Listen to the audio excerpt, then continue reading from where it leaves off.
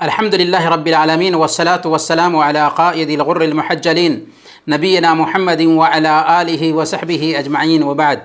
محترم بھائیو اور بہنوں، السلام علیکم ورحمۃ اللہ وبرکاتہ۔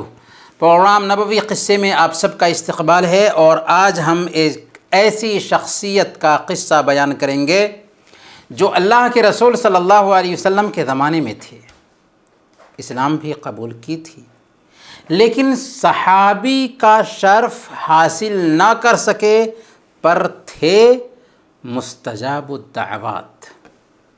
ماں کے بڑے فرمانبردار تھے، ماں کی خدمت میں مشغول رہنے کی وجہ سے شرف صحابیت سے محروم رہ گئے۔ جانتے ہیں یہ کون ہیں؟ یہ ہیں حضرت اویس قرنی رحمۃ اللہ علیہ۔ آئیے ان کا قصہ سنتے ہیں۔ صحیح مسلم کی روایت ہے، حضرت عمر بن خطاب رضی اللہ تعالی عنہ سے مروی ہے، انہوں نے فرمایا کہ میں نے اللہ کے رسول صلی اللہ علیہ وسلم کو فرماتے ہوئے سنا، ان خیر التابعین رجل یقال له اویس وله والدۃ هو بها بر لو اقسم علی اللہ لأبرہ وَكَانَ بِهِ بَيَاضٌ فَمُرُوهُ فَلْيَسْتَغْفِرْ لَكُمْ۔ تابعین میں سب سے بہتر وہ شخص ہے جسے اویس کہا جاتا ہے۔ اس کی ماں زندہ ہیں، جن کا وہ بے حد فرما بردار ہے۔ اگر اللہ تعالیٰ پر قسم بھی دے ڈالے تو اللہ تعالیٰ اس کی قسم پوری فرما دیتا ہے۔ اس کے جسم پر سفید داغ تھے، تم اس سے کہنا کہ وہ تمہارے لیے مغفرت کی دعا کرے۔ یہ صحیح مسلم کی روایت ہے، اور صحیح مسلم کی ایک دوسری روایت میں ذرا تفصیل آئی ہے۔ عسیر بن جابر کہتے ہیں کہ جب بھی یمن کا امدادی لشکر حضرت عمر فاروق رضی اللہ تعالیٰ عنہ کے پاس آتا تو حضرت عمر فاروق رضی اللہ تعالیٰ عنہ ان سے دریافت کرتے کہ کیا تم میں اویس بن عامر ہے؟ ایک دن اویس بن عامر کو انہوں نے پا ہی لیا۔ حضرت عمر فاروق رضی اللہ تعالیٰ عنہ نے ان سے پوچھا، تم اویس بن عامر ہو؟ انہوں نے کہا کہ ہاں۔ حضرت عمر فاروق رضی اللہ تعالیٰ عنہ نے ان سے پوچھا، قرن قبیلے کی شاخ مراد سے ہو؟ انہوں نے کہا کہ ہاں۔ حضرت عمر فاروق رضی اللہ تعالیٰ عنہ نے پوچھا، تمہیں برص کی بیماری لاحق ہو گئی تھی جو اب ختم ہو چکی ہے، صرف 1 درہم کے برابر جگہ باقی ہے؟ انہوں نے کہا کہ ہاں۔ حضرت عمر فاروق رضی اللہ تعالیٰ عنہ نے ان سے پوچھا کہ تمہاری ایک والدہ ہیں؟ انہوں نے کہا کہ ہاں۔ تب حضرت عمر فاروق رضی اللہ تعالیٰ عنہ نے کہا کہ میں نے اللہ کے رسول صلی اللہ علیہ وسلم کو فرماتے ہوئے سنا، آپ نے فرمایا تھا، یأتی علیکم اویس بن عامر مع امداد اہل الیمن لہ والدۃ ہو بہا بر۔ تمہارے پاس یمن کے حلیف قبائل کے ساتھ اویس بن عامر آئے گا، وہ اپنی والدہ کا بہت زیادہ فرما بردار ہے۔ من مراد ثم من قرن، اس کا تعلق قرن قبیلے کی شاخ مراد سے ہوگا۔ کان بہ برص فبرأ منہ الا موضع درہم، اسے برص کی بیماری لاحق تھی جو ختم ہو چکی ہے، صرف 1 درہم کے برابر باقی ہے۔ لو اقسم علی اللہ لأبرہ، اگر اللہ تعالیٰ پر قسم دے ڈالے تو اللہ تعالیٰ اس کی قسم پوری فرمائے گا۔ فَإِنِ اسْتَطَعْتَ أَن يَسْتَغْفِرَ لَكَ فَافْعَلْ، اگر تم سے ہو سکے تو ان سے اپنے لیے دعائے مغفرت کروانا۔ یہ حدیث سنا کر حضرت عمر فاروق رضی اللہ تعالی عنہ نے اویس قرنی رحمۃ اللہ علیہ سے عرض کیا کہ آپ میرے لیے مغفرت کی دعا کریں۔ چنانچہ اویس قرنی رحمۃ اللہ علیہ نے حضرت عمر فاروق رضی اللہ تعالی عنہ کے لیے مغفرت کی دعا فرمائی۔ حضرت عمر فاروق رضی اللہ تعالی عنہ نے ان سے پوچھا، آپ یہاں سے کہاں جانا چاہتے ہیں، کہاں جانے کا ارادہ رکھتے ہیں؟ انہوں نے کہا کوفہ جانا چاہتا ہوں۔ حضرت عمر فاروق رضی اللہ تعالی عنہ نے کہا کہ الا اکتب لک الی عاملھا، میں کوفہ کے گورنر کے نام ایک خط نہ لکھ دوں کہ وہ آپ کا خیال کریں گے؟ انہوں نے کہا اکون فی غبراء الناس احب الی، میں گمنام رہوں یہ مجھے زیادہ پسندیدہ اور محبوب ہے۔ راوی کہتے ہیں کہ ایک سال جب گزر گیا تو کوفہ کے معزز لوگوں میں سے ایک آدمی حج کے لیے آیا اور حضرت عمر فاروق رضی اللہ تعالی عنہ سے ملاقات کی۔ تو حضرت عمر فاروق رضی اللہ تعالی عنہ نے اویس قرنی رحمۃ اللہ علیہ کے بارے میں ان سے پوچھا، تو وہ کہنے لگے کہ میں اویس کو ایسی حالت میں چھوڑ کر آیا ہوں کہ ان کا گھر بوسیدہ اور ان کے پاس نہایت کم سامان تھا۔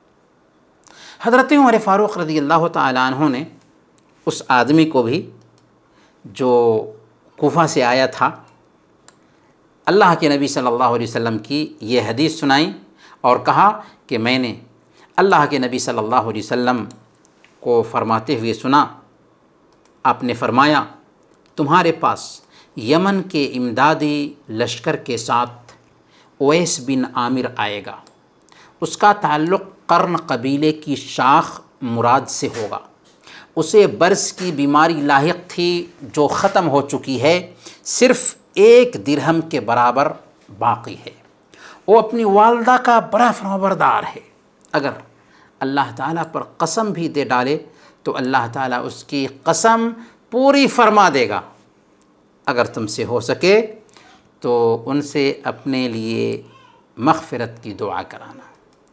یہ آدمی بھی جو حج کے لیے آیا تھا واپس جب اویس قرنی رحمۃ اللہ علیہ کے پاس آیا تو اویس قرنی سے گزارش کی کہ میرے لیے دعائے استغفار کر دو۔ اویس قرنی نے کہا تم ابھی نیک سفر سے آئے ہو، تم میرے لیے دعا کرو، میرے لیے استغفار کرو۔ اس نے کہا میرے لیے آپ استغفار کر دو۔ اویس قرنی نے پھر کہا کہ بھائی تم ابھی نیک سفر سے آئے ہو، تم میرے لیے استغفار کرو، اور مزید یہ کہا کہ کہیں تمہاری ملاقات امیر المؤمنین عمر فاروق رضی اللہ تعالی عنہ سے تو نہیں ہوئی؟ انہوں نے کہا کہ ہاں میری ملاقات عمر فاروق رضی اللہ تعالی عنہ سے ہوئی ہے۔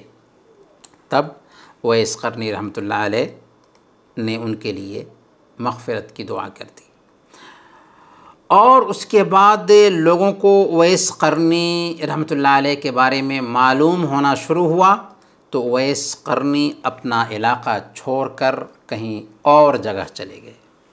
اس قصے کے راوی اسیر کہتے ہیں کہ میں نے انہیں ایک خوبصورت لباس دیا تھا پہننے کے لیے، تو جب بھی کوئی شخص ان کا لباس دیکھتا تو کہتا کہ اویس کے پاس اتنا خوبصورت لباس کہاں سے آ گیا؟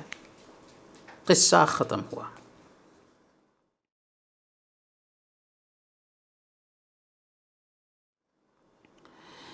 یہ قصہ بہت سارے دروس اور اسباق پر مشتمل ہے۔ ان دروس میں سب سے پہلا درس یہ ہے کہ اس قصہ میں اللہ کے نبی صلی اللہ علیہ وسلم کی نبوت کے دلائل میں سے ایک دلیل پائی جاتی ہے کہ اللہ کے نبی صلی اللہ علیہ وسلم نے اویس قرنی، اس کے نسب، اس کی ماں کے ساتھ فرما برداری، اس کی بیماری اور اس بیماری سے شفا پانے کی پیشین گوئی کی تھی، اور فرمایا تھا کہ اس سے ملاقات ہو تو اس سے استغفار کی دعا کرانا، مغفرت کی دعا کرانا۔ چنانچہ واقعی حضرت عمر فاروق رضی اللہ تعالیٰ عنہ کے عہد مبارک میں تشریف لائے، اور امیر المؤمنین نے ان سے دعا کی گزارش بھی کی، اور انہوں نے امیر المؤمنین کے لیے دعا کیا۔ گویا جیسے اللہ کے رسول صلی اللہ علیہ وسلم نے خبر دی تھی، پیشین گوئی کی تھی، ہو بہو ویسے ہی ثابت ہوا۔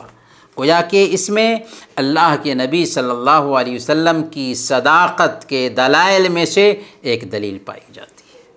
اس قصہ سے دوسرا سبق یہ ملتا ہے کہ ماں باپ کی فرما برداری اور ان کی خدمت کی بڑی اہمیت ہے، اور یہ دعا کی قبولیت کا سبب بھی ہے۔ اویس قرنی کو یہ مقام ماں کی خدمت کی بنیاد پر ہی حاصل ہوا تھا، تبھی تو اللہ کے نبی صلی اللہ علیہ وسلم نے فرمایا لو اقسم علی اللہ لابرہ، اگر وہ اللہ پر قسم دے ڈالے تو اللہ تعالیٰ اسے پورا کر دے گا۔ یہاں تک کہ ماں کی فرما برداری کے اثر سے بلائیں ٹلتی ہیں، مصیبتیں دور ہوتی ہیں، پریشانیاں ختم ہوتی ہیں۔ اویس کو برص کی بیماری لاحق تھی، سارا بدن سفید ہو چکا تھا، لیکن سفیدی جاتی رہی تھی، صرف 1 درہم کے برابر سفیدی باقی رہ گئی تھی، اور 1 درہم کے برابر سفیدی کی بیماری باقی رکھنے کی غالباً حکمت یہ تھی کہ وہ یہ نہ بھولیں کہ اللہ نے انہیں عافیت دی ہے، اور اللہ سے دعا اور التجا میں لگے رہیں۔ اس قصہ سے تیسرا سبق یہ ملتا ہے کہ مصیبت اور بیماری اللہ کی نظر میں مقبول ہونے کے منافی نہیں۔ نیک لوگوں کو بھی آزمایا جاتا ہے، بلکہ نیک لوگوں کی آزمائش زیادہ سخت ہوتی ہے۔ اویس قرنی کو برص کی بیماری لاحق تھی، جو بیمار کے لیے بے شمار مسائل کا سبب بنتی ہے، لیکن اس بیماری کے باوجود اللہ کے پاس اویس قرنی رحمۃ اللہ علیہ کا مقام اور مرتبہ بہت بلند رہا، کیونکہ اہل ایمان کے لیے مصیبت ان کے درجات کی بلندی کا سبب بنتی ہے۔ صحیح بخاری کی روایت ہے، اللہ کے نبی صلی اللہ علیہ وسلم نے ارشاد فرمایا من یرد اللہ بہ خیرا یصب منہ، اللہ تعالیٰ کسی انسان کے ساتھ خیر کا معاملہ کرنا چاہتا ہے، بھلائی کا معاملہ کرنا چاہتا ہے، تو اس کو کسی نہ کسی تکلیف میں، پریشانی میں مبتلا کر دیتا ہے۔ اس قصہ سے چوتھا سبق یہ ملتا ہے کہ امیر المؤمنین عمر فاروق رضی اللہ تعالیٰ عنہ اویس قرنی سے ملاقات کرنے کے بڑے حریص تھے، کیونکہ اللہ کے نبی صلی اللہ علیہ وسلم نے ان کی نیکی اور صالحیت کی گواہی دی تھی، اور صحابہ کو ان کی زیارت کرنے اور ان سے دعا کرانے کی تلقین کی تھی۔ اسی لیے عمر فاروق رضی اللہ تعالیٰ عنہ یمن سے آنے والے ہر قافلہ سے اویس قرنی کے بارے میں پوچھتے ہیں، بالآخر مراد بر آتی ہے اور اویس قرنی سے ملاقات ہو جاتی ہے، اور اس طریقے سے ان سے دعا بھی کراتے ہیں۔ اس سے یہ بھی پتہ چلتا ہے کہ ایک بندے کو صالح اور نیک لوگوں کی صحبت میں بیٹھنا چاہیے اور ان کی زیارت کا ہمیشہ حریص رہنا چاہیے، لیکن یہاں پر یہ بات بھی نوٹ کرنے کی ہے کہ کیا وہ واقعی نیک ہے، اس کی تحقیق ضروری ہے۔ آپ جس کی صحبت میں بیٹھنا چاہتے ہیں، جس کے پاس بیٹھ کر کے اپنے اندر اللہ کا ڈر پیدا کرنا چاہتے ہیں، اس کے بارے میں یہ تحقیق بہت ضروری ہے کہ واقعی وہ نیک انسان ہے۔ ممکن ہے دھوکے باز ہو، ممکن ہے آپ کے ساتھ فراڈ کرنا چاہتا ہو، اسی لیے امیر المؤمنین عمر فاروق رضی اللہ تعالیٰ عنہ نے اویس قرنی کی پہلے پوری تحقیق کر لی، چھان بین کر لی۔ اس قصہ سے پانچواں سبق یہ ملتا ہے کہ مخلص بندے شہرت، ناموری اور نام و نمود سے کوسوں دور ہوتے ہیں۔ جب عمر فاروق رضی اللہ تعالیٰ عنہ کو پتہ چلا کہ اویس قرنی کوفہ جانے کا ارادہ رکھتے ہیں، تو چونکہ شریعت اہل فضل اور اہل علم کی تعظیم اور تکریم پر ہمیں ابھارتی ہے، اس لیے امیر المؤمنین عمر فاروق رضی اللہ تعالیٰ عنہ نے ان سے گزارش کی کہ کیوں نہ میں کوفہ کے گورنر کے نام ایک خط لکھ کر دے دوں، تاکہ وہ آپ کی ضیافت کریں اور آپ کی خبر خیریت لیتے رہیں۔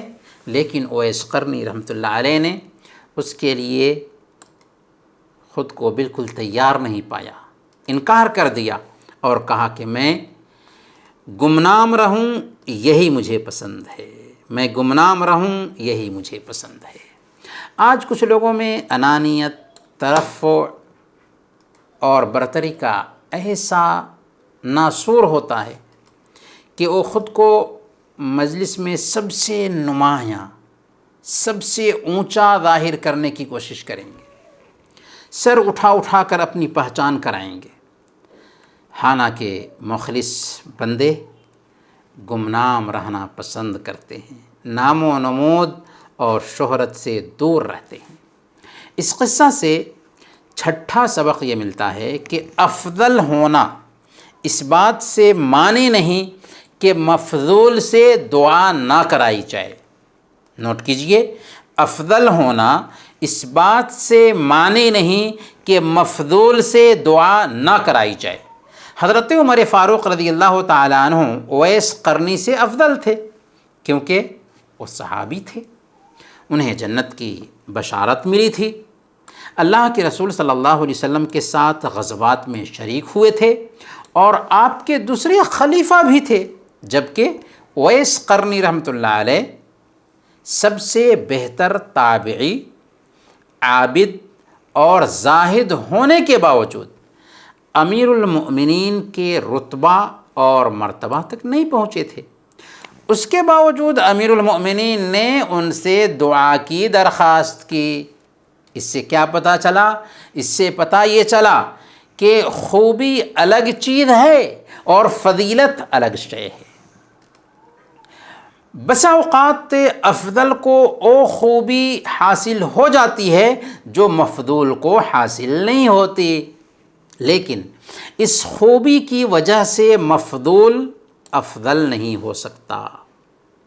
خود اللہ کے رسول صلی اللہ علیہ وسلم نے حضرت عمر فاروق رضی اللہ تعالیٰ عنہ سے ایک مرتبہ درخواست کی تھی، جب کہ وہ عمرہ کی ادائیگی کے لیے جا رہے تھے، کہ لا تنسنا یا اخی من دعائک، کہ میرے بھائی مجھے اپنی دعا میں یاد رکھنا۔ البتہ واضح ہو کہ اس حدیث کو